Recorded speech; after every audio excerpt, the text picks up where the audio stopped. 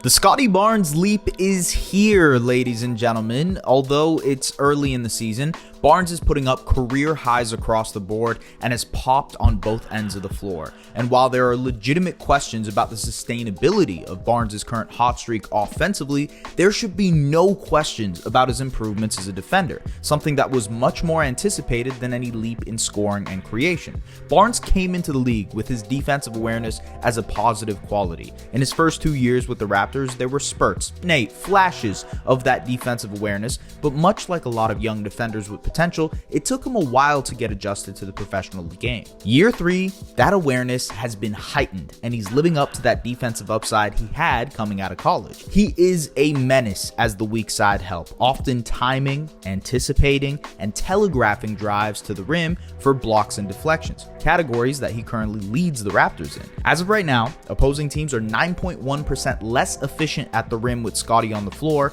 ranking in the 98th percentile for his position, and scoring 6.2 points per 100 possessions less in the half court when he's commandeering the defense. Teams also turn the ball over 3.4% more often when he's using his length to prowl on the help side.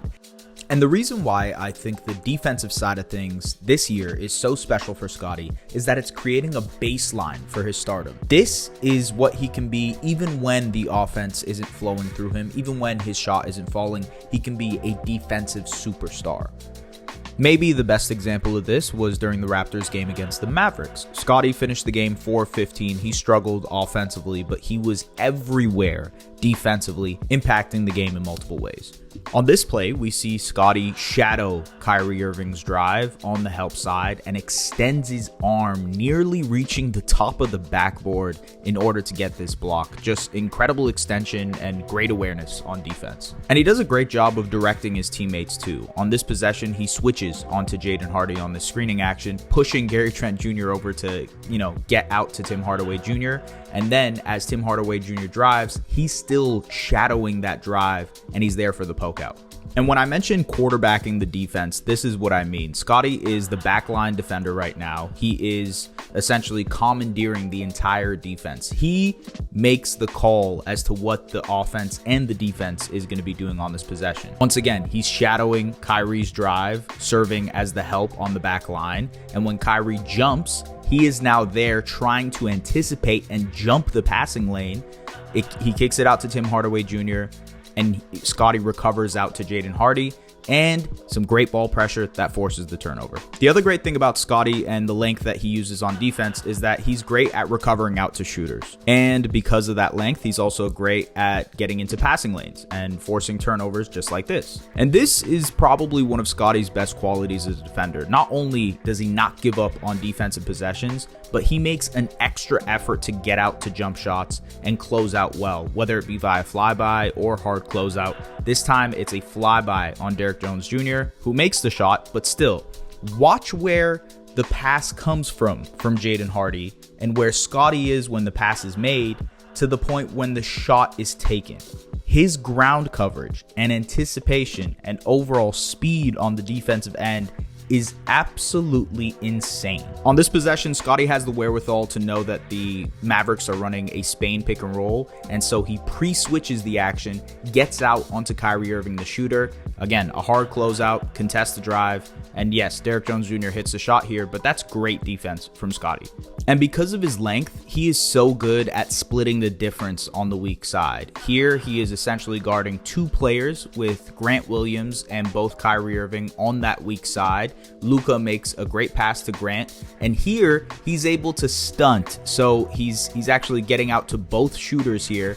To Kyrie for the stunt, Kyrie second guesses it, and then Grant to the stunt, he still gets out for the closeout. The length is incredible, but it's also about anticipation and timing there as well. Once again, another possession where Scottie is just impeccable as the weak side help, and it doesn't really show up in the stat sheet, but he is so good at deflections on the ball. Once again, helping on the Luka Doncic drive, but even as he kicks it out to Derrick Jones Jr., he stunts to Derrick Jones Jr. to second guess the drive and is able to get out to the shooter, causing a deflection.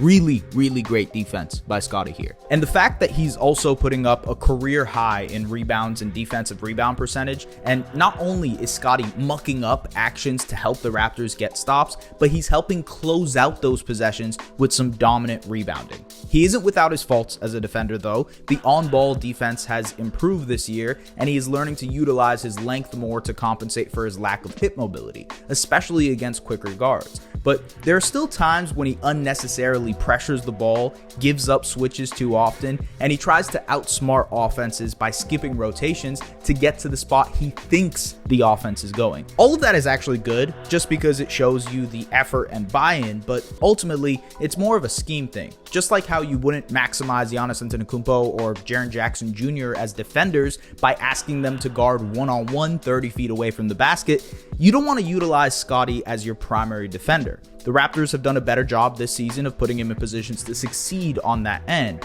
Between Barnes, who is great as the weak side help, and OG Anunoby, who is a great one-on-one defender, the Raptors have the perfect two-man game on defense to stop teams in a number of ways, and that in itself is very promising. And the times where he does look good on ball is when he's guarding slower, bigger players. That's where his viability as a small ball 5 comes in. What's great is that this creates a baseline for the type of star he can be in his prime. And ultimately, as long as Scottie keeps buying in on the defensive end, we can see a potential star here because of the defensive potential. He's showing all defense level play here so far this season, and with the Raptors putting him in a position to succeed on that end, there's no reason for him to slow down anytime soon. I can envision a future where Scottie is a Draymond Green-esque defender for the Raptors, and while the offensive side of the ball is going to be better than what Draymond is for the Warriors, I think defensively, just his ability to quarterback a defense, to be creative,